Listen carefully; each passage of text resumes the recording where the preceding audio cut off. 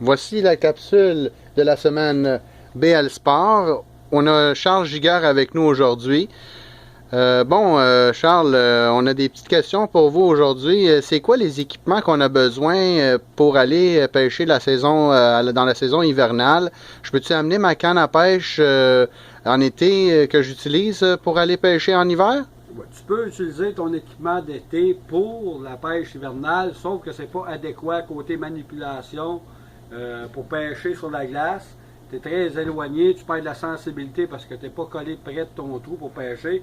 Il se vend des équipements appropriés pour la pêche hivernale, comme les fameuses brimbales à bascule qui existent depuis plusieurs années sur le marché, c'est ici. Ils sont fabriqués de bois léger. C'est très très efficace, sauf qu'il n'y a pas de moulinet dessus. C'est que si le poisson veut prendre le large avec les appâts, c'est plus difficile. Mais c'est classique, ça coûte pas cher, le monde peut utiliser ça encore.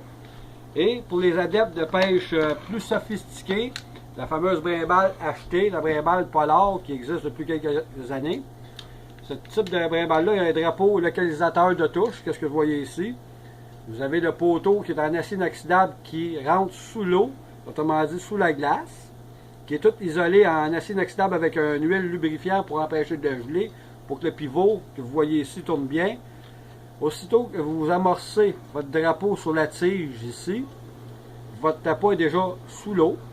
Quand un appât va mordre, attraper votre petit poisson vivant, va déclencher le drapeau localisateur de touche et vous allez voir, regardez quand vous voyez le petit T tourner, ça veut dire que vous avez encore une prise dessus, ça vous dit que votre poisson, votre prédateur est encore sur l'appât.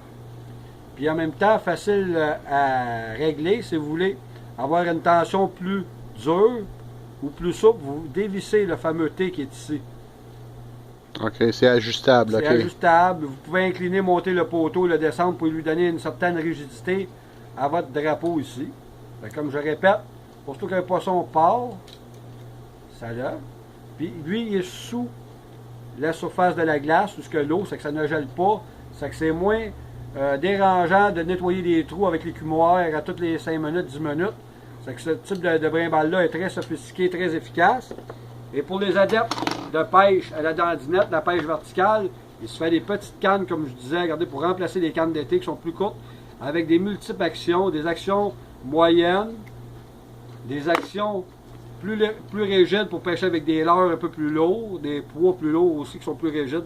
Style, mettons, si quelqu'un pêche le gros brochet avec des cuillères pour le brochet sur la glace, et des pêcheurs de marigane ou de perche chaude qui vont pêcher avec des bouts très très souples, avec des fils très fins, exemple de 2 à 6 livres, pour aller chercher plus de sensibilité. Et des types de fils qu'on utilise sur les brimbales à bascule, fil de dacron noir ciré exprès pour pas que la glace et le givre collent sur le fil.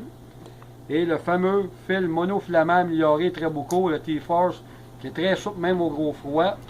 C'était ma capsule de la semaine de la pêche hivernale BL Sport. Merci beaucoup. Merci, Charles Giguère.